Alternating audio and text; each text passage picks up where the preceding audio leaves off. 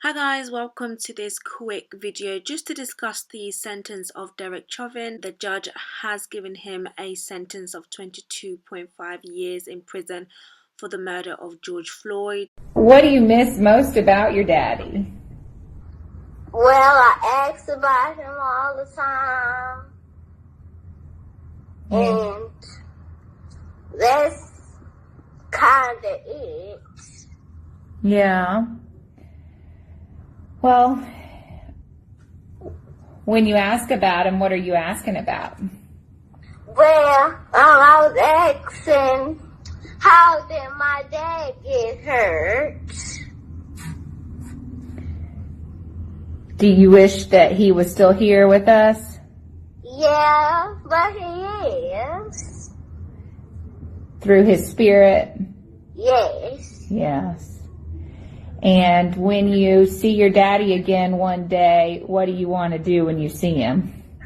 I want to play with him. What kind of games do you want to play with him? I wanted to know from the man himself, why? What were you thinking? What was going through your head when you had your knee on my brother's neck? Why, when you knew that he posed no threat anymore, he was handcuffed, why you didn't at least get up? Why you stayed there?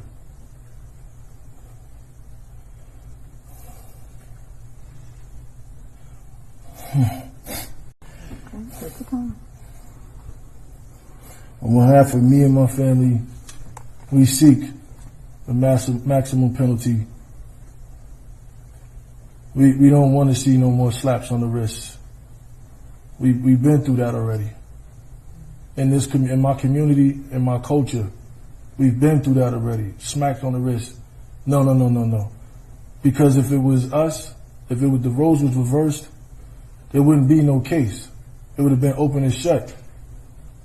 We'd have been under the jail for murdering somebody. So we asked for that same penalty for Derek Chauvin. Thank you.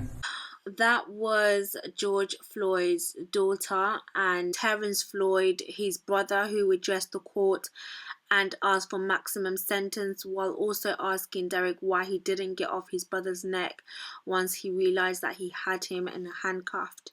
Very, very, very sad. Those are just a couple moments that really touched me. There was Derek's mum who also spoke in the courtroom and made a statement to claim her son is a good man and he's not a racist. This is the time that we have been waiting for. Of course, there is controversy surrounding this sentence because a lot of people feel like, why didn't he get life? 22.5 years, unfortunately, is not justice.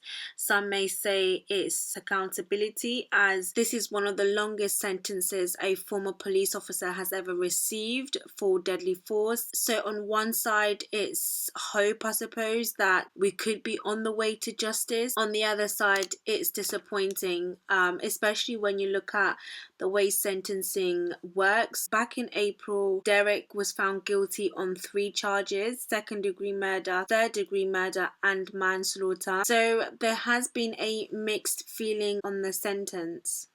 Part of the reason why this seems like an unfair sentence is because Derek will be, I believe, about 60 when he's released from prison after serving 15 years of his 22.5 year sentence. They never really do their full sentence anyway. So when you think about how the justice system works, he will probably do about 15 years. So it's almost like, well, George Floyd was murdered when he was 46.